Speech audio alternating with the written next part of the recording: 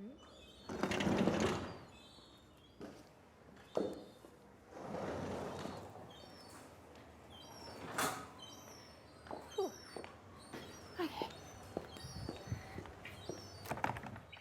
suppose approachability, making the space feel like it doesn't matter where you come from, what you know, anything like that, you just can turn up and appreciate the work. I suppose I wanted that to come across for visitors and artists. You know, I like the idea that anyone feels they can apply to at least, you know, show some work. So I quite like being a space that facilitates that kind of thing. But then at the same time, you know, you can come down here and you can see, you know, a brilliant international artist. We need galleries that kind of are very much about community, and how I remember galleries was, you know, big open spaces, vinyl on the wall, and then very kind of neat works and a space to kind of look and appreciate. I never wanted it to feel like just a gallery. I suppose that's why I don't like calling myself a galleryist. It feels really strange. I almost feel like art facilitator feels better because, you know, for me, you know, I'm a newbie to West Street, really. Stuff's been going on this street for years. You know, it's really hard for people who've been here forever, been doing stuff, and then you get all these kind of newbies suddenly come in and think that they're doing something new, and it's like, no, they've been doing it forever, so let's just add on to that and let's all come together and see what's missing. And I think a space was missing from this street, and now, you know, now I've got the art shop and the art materials, like, they all feel like that suddenly brought something else. And now that we're doing, you know, workshops over the road, it's workshops that the artists who are over the road are going to be teaching. And for me, that's just like, everything's just in one big hug, you know, one big art hug. And I think that's really great. And I think that's really important. I don't take a wage from this. It just pays for itself. It funds itself. We take 35% commission for the artists. But to be honest, most of that goes on like the posters that I get and the vinyl and, you know, all that stuff, and the booze for the private view. I get really upset by the art world because it's just quite sickening, all the money that's in it.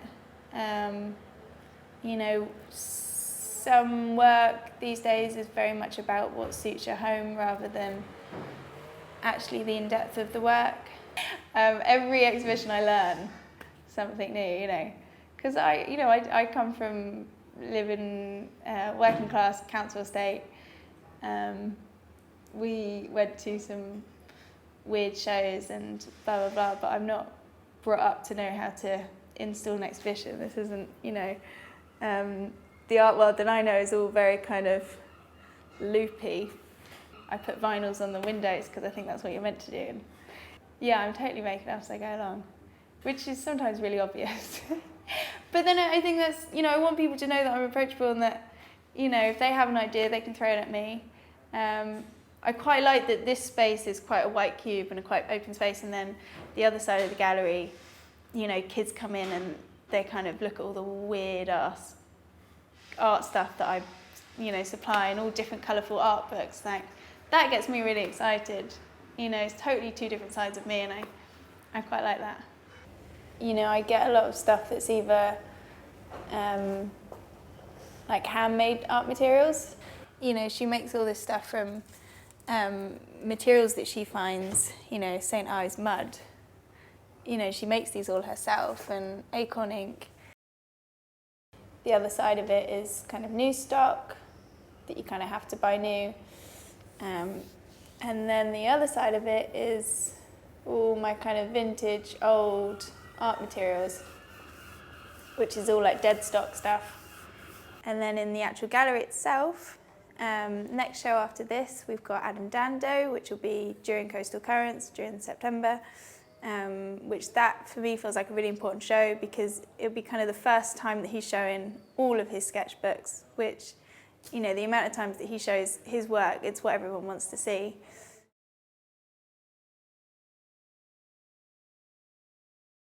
So half the show is 10 years worth of sketchbooks. That is the part that I'm most excited in showing, it's very personal in a way.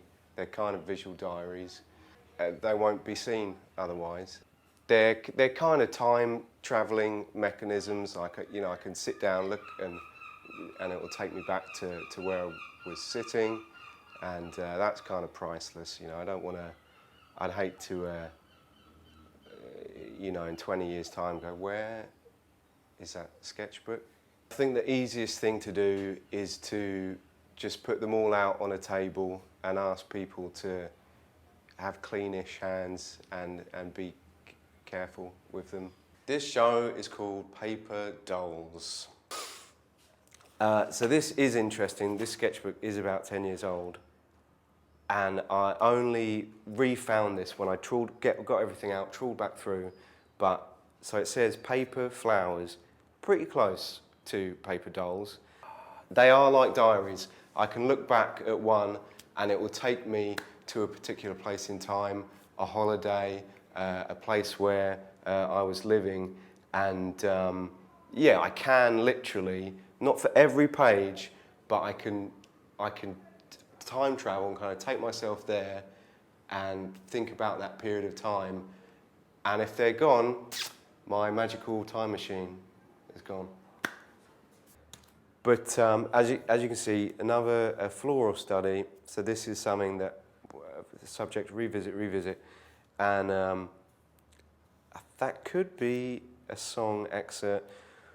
Flirting with the boys with all her charms. So that is a nice comment on the nature of flowers, and you know they are nature's pawn, and they're there to attract the bees. So this is 10 years worth of sketchbooks, and I knew that if I didn't, I could do this at a later date, but this was a good time for me to let people look at them, and otherwise they will just sit on a shelf somewhere, and that will be it. They won't be looked at, which doesn't matter too much. But equally, the strength of sketchbook work is that you can get some really great work in them, because if they're produced with a true spirit, they're not made for other people's eyes.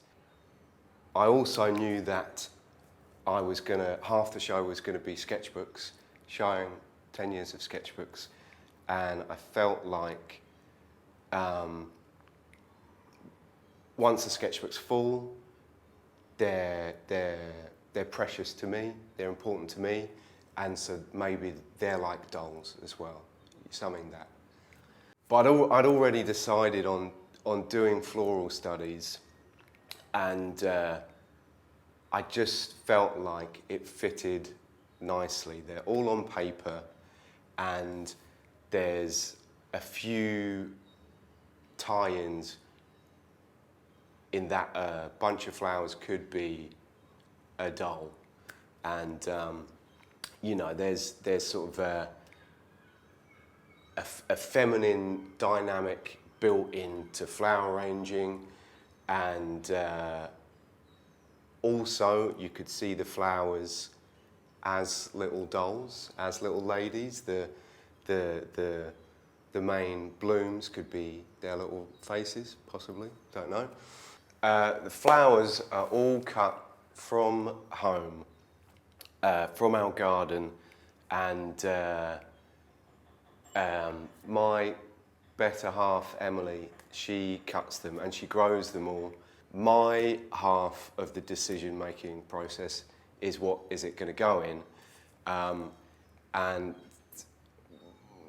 the original idea was for me to put them all into something I get out the recycling, and then you get that kind of manufactured graphic design element, a man-made element against a natural element, flowers. I've been wanting to use stuff that's got more push and pull, and that if I want to go in and get a really defined, crisp, poppy, dark line or colour fill, then I can have that. But equally, I can go the other end, something that's almost not there at all. So it's nice to have these two sides that you can play with and experiment with. But another thing that I was actively pursuing at the start of the show was to embellish with text and to annotate and to collect phrases or thoughts over the day, interesting things people might say, overhear something, read something in the newspaper, just fragments of collected information from the day, and then anything that was still in my head, I'd put down, I'd write down at the bottom. So the first one says sweet peas, which is the flower. The second one was a phrase that was in my head or somebody had said that day. Anyway, the phrase is, those that mind don't matter and those that matter don't mind. So, everybody knows that one. So on here, you've got an arrangement, and you see the top buds are closed on the flowers, and then a few days later, they're all starting to open up a bit more. So that's a small thing, but that is a nice thing to see. I think the whole show feels cohesive, and maybe if I had just done everything in a tin, then that's a different show or a different.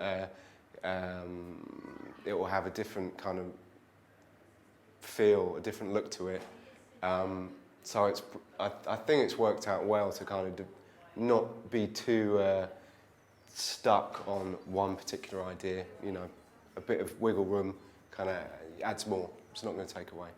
After Adam, we've actually got my nan showing work, which will be for her first exhibition, which is kind of mad. She's been painting her whole life.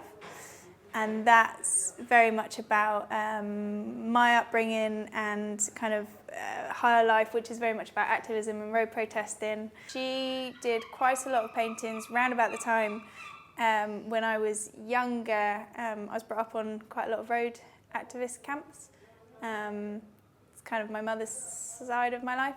And she would make a lot of paintings out of the photographs that she took during the camp. It's just brilliant, and you don't see any paintings like hers anymore. And that's going to go alongside Adrian Arbid, who was a photographer, who, when I was younger, he photographed a lot of these camps, Salisbury Hill being one of them, and he put a book together. It's all just these camps that were very kind of, they were starting points for the road protest movement.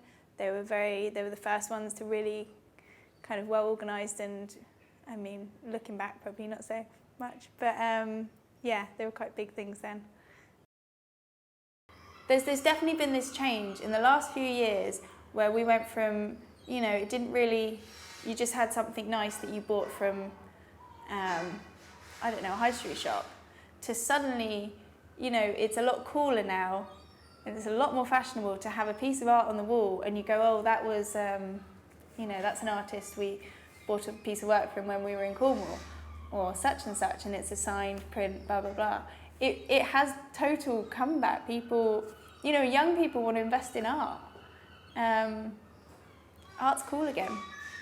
The artists that I get along with the most in Hastings that I found are the ones that are really a little bit slapdash. And that's not their work. Their work's not slapdash, but they are in some way. And they are just raw talent, but they're nutty as anything, and they're scatty as anything. But the minute, their work all comes in and you put it on the wall, you go, oh. I hear the word curated so much more these days since Instagram, It's kind of really added onto this, a very curated life. You see it in young people very much. You know, young people are so cool these days. I mean, I'm only 29, but even I see the difference between when I was a teenager, I wasn't cool. No one was cool. But now you can be really cool. It's fascinating. None of us are really that serious. We're actually, we've kind of, there's no two sides, we're all just kind of all in it together. And it's not that everyone's a very serious artist and then they've got this kind of crazy Hastings style. They are just actually who they are. You know, and Hastings, we do all dress up suddenly. So the aim of this gallery is very much about making a space that's approachable, accessible, and also somewhere that people can come and take something quite joyous away from it.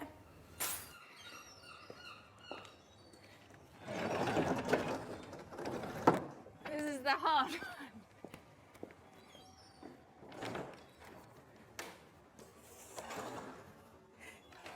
It's not very graceful.